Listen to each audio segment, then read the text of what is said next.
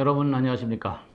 오늘은 율법이 있기 전에도 죄가 세상에 있었으나 죄를 죄로 여기지 않는다 라는 제목으로 말씀드리겠습니다. 피조물인 모든 인간은 자신의 죄 문제를 해결하지 않고는 사후에 반드시 가야 할 곳이 있습니다. 이는 모두가 다 가기는 싫어하나 그곳이 어느 곳인지 얼마나 고통스럽고 두렵고 어두운 곳인지 알지는 못합니다. 그러나 신앙인들이 이토록 중요한 죄의 문제를 해결하기 위한 노력은 거의 없는 것이 사실입니다. 그 이유는 마지막 심판대에서 하나님이 물으시는 죄는 무엇인지 올바로 알지 못하기 때문입니다. 인간이 이 세상을 살아가면서 짓는 죄는 각자의 나라에서 세상법으로 판단을 받으면 되는 것입니다. 하나님께서는 이러한 세상의 죄를 묻고자 하심이 아닙니다. 창조주이신 하나님을 부정하고 의심하며 조롱하고 믿지 않는 것이 죄이고 하나님을 올바로 알지 못하고 행위로 믿는 것도 죄입니다. 선을 행할 줄 알면서도 행하지 않는 것이 죄이고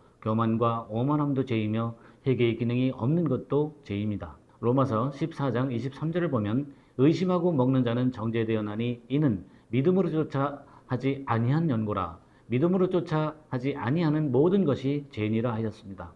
또한 야고보서 4장 17절에는 사람이 선을 행할 줄 알고도 행치 아니하면 죄니라 하셨습니다. 그러므로 모든 인간은 규정된 관습으로서의 율법 아래에서 각자의 죄를 짊어지고 살아갑니다. 이렇게 인간은 각자가 무거운 죄인으로 살면서도 자신이 하나님 앞에서 죄인임을 알지 못합니다. 그러므로 율법이 있기 전에도 죄가 세상에 있었으나 죄를 죄로 여기지 않는다 하셨습니다. 로마서 5장 13절로 증거해 드리겠습니다. 죄가 율법 있기 전에도 세상에 있었으나 율법이 없을 때에는 죄를 죄로 여기지 아니하느니라. 원문으로 직역하여 말씀드리겠습니다. 왜냐하면 율법이 있기 전에도 죄가 세상에 있었느니라.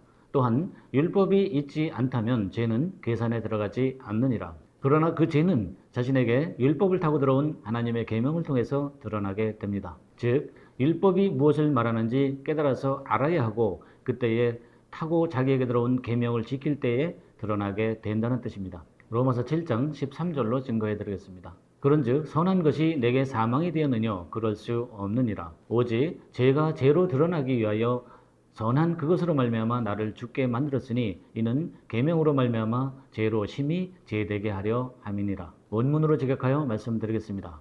따라서 선한 것이 나에게 죽음이 되는 원인이 되어 발견되는 것이 아니라 반대로 그 죄가 죄로 보이게 하기 위하여 선한 것으로 말미암아 나를 죽게 만들었으니 이 계명을 통하여 그 죄를 측정할 수 없는 아래의 죄인으로 발견되게 하기 위함이라. 이 말씀을 좀 더 이해하기 쉽게 풀어드리겠습니다. 따라서 내가 율법이 무엇인지 알고 선한 계명을 잘 지키면 나에게 죄를 사함받게 함으로써 계명은 나를 죽게 함이 아니라 살게 하는 것이기에 죽음으로 발견되는 것이 아니라는 뜻입니다. 그러므로 죄가 드러난 것은 나를 죽이는 것이 아니라 반대로 내 안의 그 죄가 사함받을 수 있도록 죄를 알게 하기 위해 겉으로 드러나 보이게 하기 위함입니다. 이는 선한 계명으로 말미암아 계명을 지키지 못하는 나를 겉으로 드러난 죄로 인하여 더욱 죽게 만들었으니 이 계명을 통하여 내 안에 있는 그 죄를 벗어나고자 계명을 철저히 지키며 교만을 낮추게 된다는 뜻입니다. 이러한 죄의 문제를 해결하기 위해 내 안에 그 죄를 측정할 수 없는 하늘 아래의 죄로 인식하게 하고 나를 주님 앞에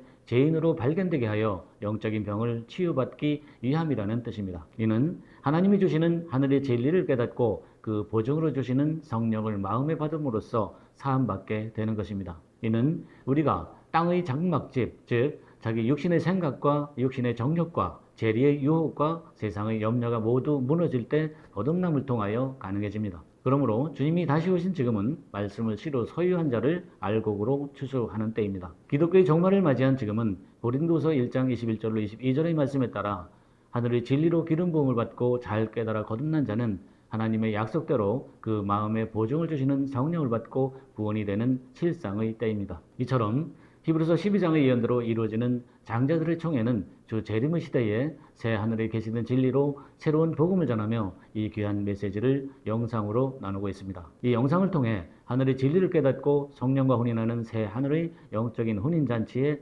여러분을 초대합니다. 오늘 함께 나눈 이 귀한 진리를 통해 여러분을 장자들의 총회에서 만날 수 있기를 소망합니다. 감사합니다.